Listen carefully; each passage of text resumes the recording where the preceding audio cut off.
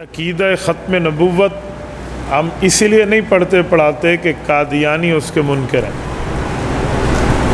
قادیانی نہیں مانتے اس وجہ سے ہم ختم نبوت مانتے ہیں، یہ بات نہیں ہے۔ عقیدہ کسی کی وجہ سے نہیں رکھا جاتا، عقیدہ ہونے کی وجہ سے رکھا جاتا۔ تو پہلی بات تو یہ طے ہے کہ ہم قادیانیوں کی ضد میں اس عقیدے کے قائل نہیں ہیں۔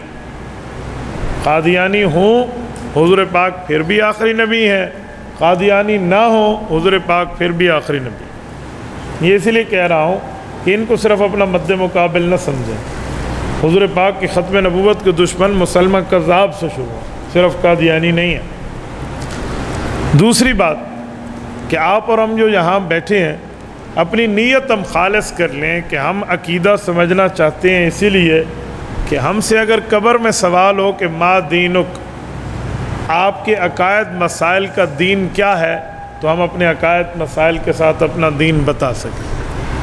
قبر میں 3 سوال ہے نا، ایک اللہ کے لیے، ایک رسول اللہ کے لیے اور ایک دین کے لیے۔ تو دین میں یہ سارے عقائد بھی آئیں گے اور مسائل بھی آئیں گے، یہ ذہن میں رکھیں۔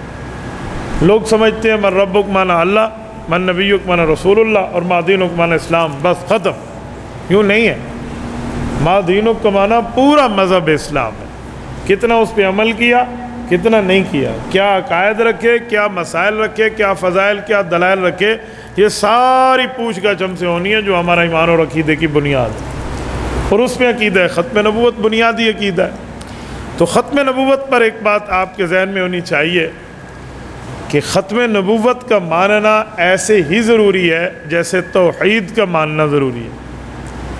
کوئی بندہ توحید نہ مانے کہ اللہ ایک ہے، یہ نہ مانے، باقی وہ سب کچھ مانے کہ اللہ رحیم ہے، کریم ہے، مجید ہے، غفور ہے، شکور ہے، صبور ہے، رؤوف ہے، سب کچھ ہے، ذوالجلال والاکرام ہے، مالک الملک ہے، لیکن اللہ وحدہ لا شریک نہیں ہے، تو اس نے تو اللہ کو مانا ہی نہیں، وہ ایسے جھوٹ بول رہا ہے۔